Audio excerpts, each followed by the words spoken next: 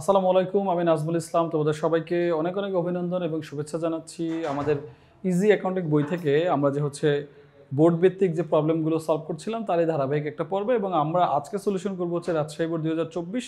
এই অঙ্কটা খুবই চমৎকার, খুবই সোজা এবং খুব সহজে একটা ভালো মার্কস ক্যারি করা যায়। তো তোমরা সবাই আমার দিকে মনোযোগ দাও। আমি ইনশাল্লাহ খুব ধীরে ধীরে খুব চমৎকারভাবে অঙ্কটা তোমাদের করাবো। ইনশাল্লাহ তোমরা এটা থেকে নিরাশ হবে না। আমার ভাই বোনেরা সবাই কনসেন্ট্রেশন দাও, ওকে?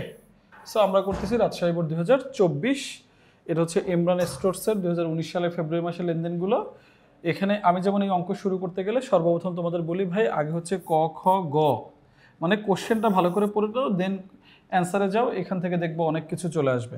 তাহলে কারবারি বাট্টার পরিমাণ বের করতে বলছে, বিক্রয় জাবেদা এবং সহকারী খতিয়ান। তার মানে একটা চমৎকার অঙ্ক দিচ্ছে। আমরা এখান থেকে দেখি প্রথমে কারবারি বাট্টা। সো এখানে কি বলছে, 1 তারিখে প্রতি প্যাকেট 60 টাকা, 90 প্যাকেট বিস্কিট, বহন খরচ হচ্ছে 120 টাকা, কারবারি বাট্টা 3%। দেন হচ্ছে 20 টাকা ধরে এই যে দেখো 15 ডজন চিপস, 1 ডজন সমান সমান হচ্ছে 1 ডজন সমান সমান হচ্ছে কি ভাই, 12টি। তার মানে যদি তুমি 15 দিয়ে গুণ দাও তাহলে কত হবে, 180টি। ঠিক আছে, আচ্ছা আমরা অ্যান্সারটা দেখি। চলো অ্যান্সারটা দেখি। ওকে, কারবারি বাট্টা বের করব। সো কারবারি বাট্টা আমরা প্রথমে কি করলাম, তারিখ বিবরণ টাকা টাকা ছক করে নিলাম। দেন আমরা বিক্রয় বাট্টা কত টাকা, 60 × 90, যে টাকাটা বের হয়েছে সেখান থেকে 3% আমরা বের করে এখানে বসাই ফেলছি, 162 টাকা। দেন বিক্রয় বাট্টা আমরা কি করলাম, পরেরটা 20, এই যে 15 × 12 দেখছো 180 হয় এখানে। এইটা হচ্ছে আমরা বের করে ফেললাম, 180টা দিয়ে আসলে গুণ দিব। গুণ দেওয়ার পরে যে টাকাটা আসলো তাকে আমরা 7% করে ফেললাম, এবং 7% করার ফলে আমার হলো কত, 252 টাকা। এই টাকাগুলো করবা কি দেখো, সবসময় আগে এই দুইটা গুণ করে নিবা। তাহলে এই দুইটা গুণ করলে একটা যে রেজাল্ট আসবে তার উপরে ক্যালকুলেটরে 3% দিয়ে দিবা। আবার কি করবা, আগে এইটা গুণ করে নিবা, এইটার যে একটা রেজাল্ট আসবে সেটাকে এটা দিয়ে গুণ দিবা, দেন এটাকে 7% করে ফেলবা। অনেক ইজিভাবে তোমরা এটা বের করে ফেলবা। তার মানে ক নম্বরের অ্যান্সার আমরা করে ফেললাম। ক নম্বরের অ্যান্সার অনেক ইজি ছিল। এরপর একটা বিক্রয় জাবেদা তৈরি করতে বলছে। বিক্রয় জাবেদা কেন তৈরি করা হয় লক্ষ্মী ভাই, বিক্রয় জাবেদা তৈরি করা হয় হচ্ছে ধারে বিক্রয়ের জন্য। এটা আমরা সবাই কিন্তু জানি। বিক্রয় জাবেদা কেন তৈরি করা হয়, বিক্রয় জাবেদা হচ্ছে ধারে বিক্রয়ের জন্য তৈরি করা হয়। তাহলে আমরা চলো একটা বিক্রয় জাবেদার ছক দেখি। এটা হচ্ছে মিস্টার ইমরানের বিক্রয় জাবেদা, এবং ছকটা কি হয়, তারিখ, ডেবিট হিসাব খাত, কারণ কি এরা আমার দেনাদার, আর দেনাদার হচ্ছে ডেবিট, শর্ত, চালান, সূত্র আমরা লিখে ফেললাম। এই যে দেনাদার হিসাব ডেবিট, বিক্রয় হিসাব ক্রেডিট, এই দেনাদারই হচ্ছে আমার এই দেনাদার। এটা একসাথে, আর এটা হচ্ছে ইন্ডিভিজুয়াল নাম, এর জন্য এটা ডেবিট হিসাব খাত হয়। তারপরেও তোমাদের আমি বারবার বলছি, বিক্রয় জাবেদা যেহেতু ক্রেডিট, তার মানে হচ্ছে বিক্রয় মানে দেনাদার ডেবিট। এই হিসাবটা যেটা যেটা হবে তার উল্টা নাম এখানে হয়, সিম্পল। এবার আমরা টাকাগুলো বসানো শুরু করি। কিভাবে কি টাকা আমরা বসাইছি দেখো। প্রথমে হচ্ছে আমরা কি করছিলাম, এই যে 60 × 90 দিয়ে 5 লাখ, এটা কত হয়েছে, 5400 টাকা আমরা বিক্রি করছি। সেখান থেকে আমরা হচ্ছে 3% বের করছি। 3% বের করলে হয় আমার 162 টাকা। সেটা মাইনাস করে আমার হয়েছে কত, 5238 টাকা। সেখান থেকে আনুষঙ্গিক খরচ যেটা আমার যোগ ছিল, সো সেটা যোগ করে দিছি, আমার টোটাল হয়েছে 5358 টাকা। কারণ কি আমরা এটা ভালো করে জানি, প্রথমে হচ্ছে আমরা কি করব, পণ্যের মূল্যটা বের করব, দেন ওখান থেকে কারবারি বাট্টা বাদ দিব, দেন আমরা আনুষঙ্গিক খরচ যোগ করব। আনুষঙ্গিক খরচের উপরে কোনো কারবারি বাট্টা অ্যাপ্লিকেবল হবে না, শেষ। তো এখানেও কি করছি, আমরা এই নিট টাকাটা বের করছি। কিভাবে, আগে আমরা এটাকে টি এ কনভার্ট করে নিছি ডজনকে, দেন গুণ দিয়ে এটা বের করে নিছি, দেন আমরা এটার উপরে কারবারি বাট্টা যেটা আছে 7% সেটা বের করছি, সেটা বাদ দিয়ে আমরা 500 টাকা যোগ করে ফেলছি। তাহলে আমার হয়েছে কত, 3848 টাকা যোগ করে। সো আমরা দেখো এটা বসাই দিছি, এটা বসাই দিছি, দেন মোট টাকাটা আমরা যোগ করে ফেলছি, শেষ। এই হচ্ছে আমাদের একটা বিক্রয় জাবেদা। বিক্রয় জাবেদা করে কিভাবে, জাস্ট নিট বিক্রয়টা আমরা বের করে এনে এখানে বসাবো, আর এই হচ্ছে তার ছক। ওকে, এবার আমরা কি করব, লক্ষ্মী ভাই, এবার আমরা করব হচ্ছে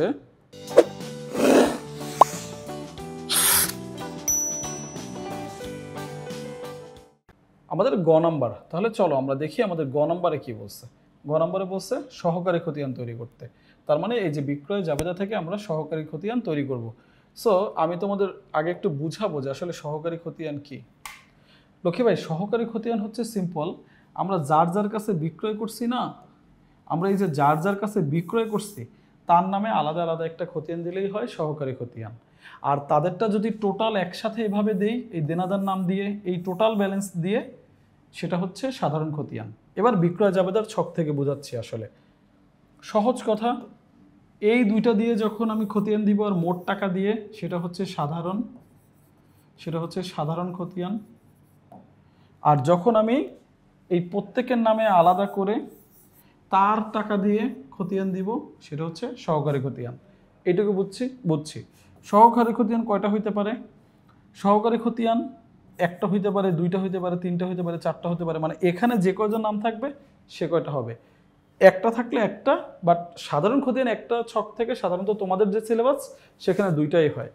আরেকটা কথা, সহকারী খতিয়ান হচ্ছে ভ্যারিয়েবল, মানে এটা একটা হলেও ওটা দুইটাই হবে, এটা 5টা হলেও ওটা দুইটাই হবে, শেষ। এখন আমরা চলো সহকারী খতিয়ান করা শুরু করি।